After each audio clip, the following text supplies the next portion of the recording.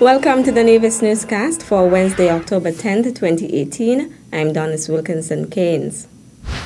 Let us be more accepting of those with mental health challenges, including our young people who continue to face many challenges in their daily lives. Our young people matter. Junior Minister of Health, the Honorable Hazel Brandy Williams, today, Wednesday, October 10th, delivered an address to mark the observance of World Mental Health Day, a day when there is a call for heightened awareness of mental health issues around the globe. This is a theme, Young People and Mental Health in a Changing World, places a focus on persons between the ages of 10 and 19 years old and the varied challenges that they face. Issues of peer pressure, puberty, technology, and natural disasters are cited by the World Health Organization as some areas which can lead to antisocial behaviors. In fact, this organization states that half of all mental illnesses begin at age 14, but most cases remain undetected. In St. Kitts and Nevis, mental health in adolescents is also a reality. In addition to the aforementioned, alcohol and substance abuse are also issues of concern. These, among others, represent some of the cases that the Mental Health Unit addresses on a daily basis. As noted by Minister Brandy Williams, a healthy mind can only be maintained if persons are aware of the importance of their mental status and do their best to maintain it. I spoke earlier of the impact of illicit substance on the mental health of our adolescents, as well as the issues of puberty and relationships on our adolescent population. The Mental Health Unit is cognizant of the importance of educating persons about mental health and continues to promote good mental health in school settings as well as through monthly outreach sessions. Sessions on stress management, amongst other topics, are also part of our vibrant workplace wellness programs. The Ministry of Health, through the Mental Health Unit, continues to place attention on the holistic treatment of patients, including mental and spiritual health, Minister Brandy Williams noted. This unit, though based at the Alexandria Hospital, runs a community-based program which manages clients in the communities and also through clinics which are held at its hospital location. A team of health professionals consisting of a psychiatrist, nurses, counselors, and a support staff manage more than 300 persons who are listed on its register. Today, on World Mental Health Day, I challenge you to raise your individual awareness about mental health, recognizing that any one of us can be affected. It only takes a major life stressor, for example, for any one of us or our family members to be affected. Junior Minister of Health, the Honorable Hazel Brandy Williams. Deputy Premier, the Honorable Alexis Jeffers, says a new housing development dubbed University Heights will soon be a reality. On Thursday, October 4th, the Deputy Premier made the announcement at a sitting of the Nevis Island Assembly at Hamilton House in Charlestown. And that is University Heights. We have heard about that in the past, but it is going to come to fruition shortly. We'll have a groundbreaking ceremony between now and I believe the start of December, because what we're hoping is that by January we're rolling out this development so that we can have some construction over the course of next year, 2019. University Heights would be sitting on one of those prime properties in St. James at an area called, in an area called Garners or Lower Spring Hill. It gives you a tremendous view into Frigate Bay and the Southeast Peninsula. So the persons who eventually reside there would have a view that they certainly will love, but they won't be paying the exact cost of that view. It is a tremendous view. I only put it that way, Mr. President, because I am very much overwhelmed by the fact that we are going to be assisting some of our college graduates who have been back here in the island of Nevis and contributing to the development of Nevis for at least 5 years and more. Now it's time for them to own their own home. The Deputy Premier expressed the hope that at least 18 potential homeowners can benefit from the scheme which will be offered. Minister of Public Works in the Nevis Island Administration, the Honorable Spencer Brand, recently gave a report on the works that are taking place at some of the primary schools in Nevis. Minister Brand gave the updates during statements by ministers at the Thursday, October 4th sitting of the Nevis Island Assembly at the Assembly Chambers in Charlestown. We have, Mr. President, some additional work at the Charlestown Primary School, where we have added on a top floor at the principal office, the staff room, so to speak. Mr. President, we met a situation there where the head teacher and the deputy and the secretary area, they were really cramped for space. And so we took the decision, Mr. President, to have that area expanded with a top floor. We are making some good progress, Mr. President, and we expect that that also will be completed in another month and a half, Mr. President. Minister Brand also spoke about the addition of classrooms at the Ivor Walters Primary School. It is no secret that the Ivor Walters School is overcrowded. I believe, Mr. President, that when the village, so to speak, of Cherry Garden was constructed, no provision was put in place to accommodate the increase in the population. And so the student population at the Ivor Walters would have increased exponentially overnight with that Cherry Garden project, Mr. President.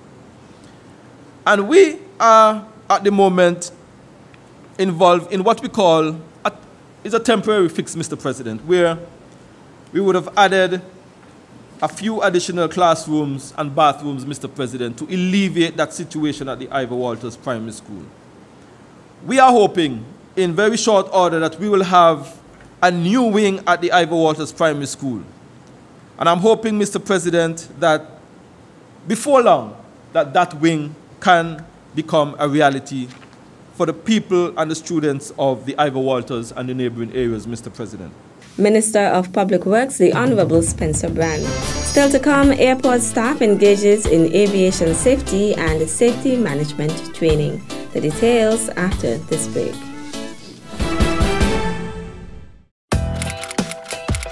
Even though I'm in Taiwan studying, I stay connected to home by watching local news on NevisTVOnline.com using my NTV app on my mobile device. Remember, if you don't see and I don't see, NNC on NTV.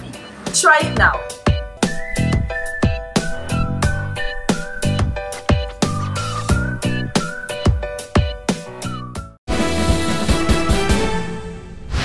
Welcome back.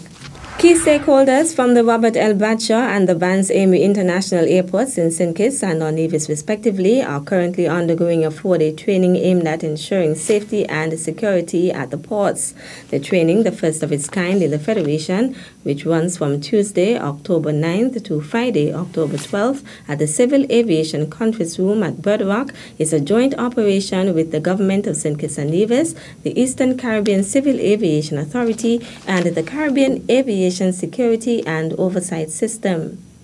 Royston Griffin, head of the local Civil Aviation Department, says the joint operation is to enhance the capabilities within the OACS member states to ensure that there is safety of airports throughout the region, to ensure that mandates are met in keeping with the International Civil Aviation Organization, which is the Convention on International Civil Aviation.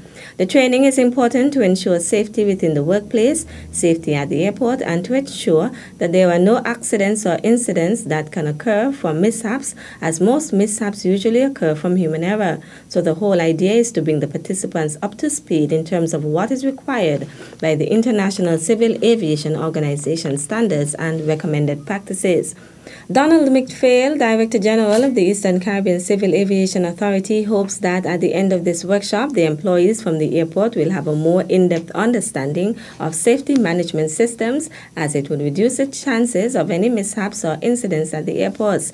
He says as new aircrafts come on stream, it is good to ensure that measures are in place to reduce the likelihood of an accident occurring, and should an accident occur, to enhance the responsive capabilities of the state in dealing with it.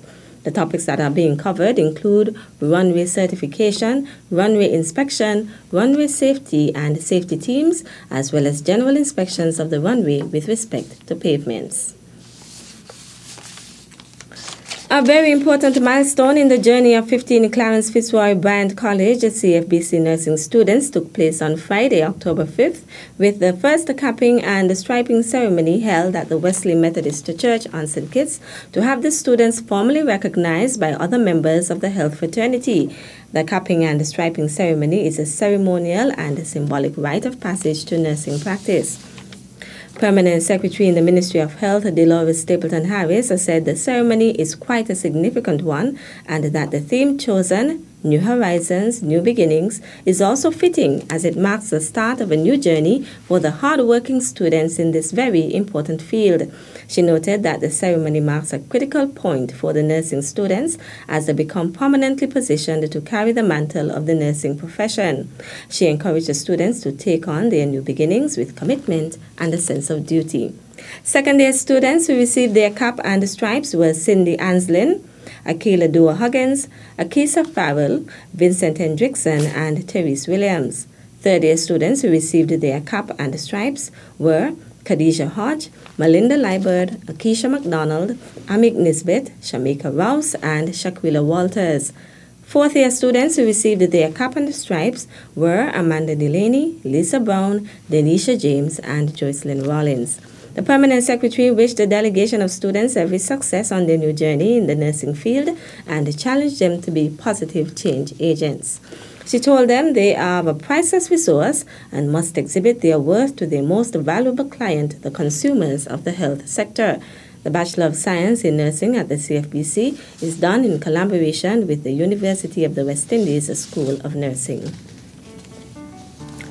Condé Nast Traveler magazine on Tuesday, October 9th, announced the results of its 31st Annual Reader's Choice Awards, with Nesbitt Plantation Beach Club recognized among the top 50 resorts in the Caribbean. Nearly 500,000 Condé Nast Traveler magazine readers submitted a record-breaking number of responses, rating their travel experiences to provide a full snapshot of where and how they traveled today. Nesbitt Plantation Beach Club is both Nevis and the Caribbean's only historic plantation inn located along the beach. The resort has long been proud of its almost all-division staff, who continue to set the standard for an authentic Caribbean vacation. General Manager Tim Thurwell says Nesbitt Plantation Beach Club is honored and humbled to once again be voted by guests and supporters alike as one of the top Caribbean resorts in Condé Nast Traveler magazine in its Reader's Choice Awards. The ladies and gentlemen of Nesbitt Plantation continue the tradition of providing an unmatched vacation experience. The Condé Nast Traveler magazine Reader's Choice Awards are the longest running and the most prestigious recognition of excellence in the travel industry and are commonly known as the best of travel. The 2018 Reader's Choice Awards are also published exclusively on Condé Nast Traveler's website at www.cntraveler.com/RCA and celebrated in the November issue on newsstands on October 16th. That's how we end this edition of the Nevis Newscast. On behalf of all of us here at the Department of Information, thank you for viewing.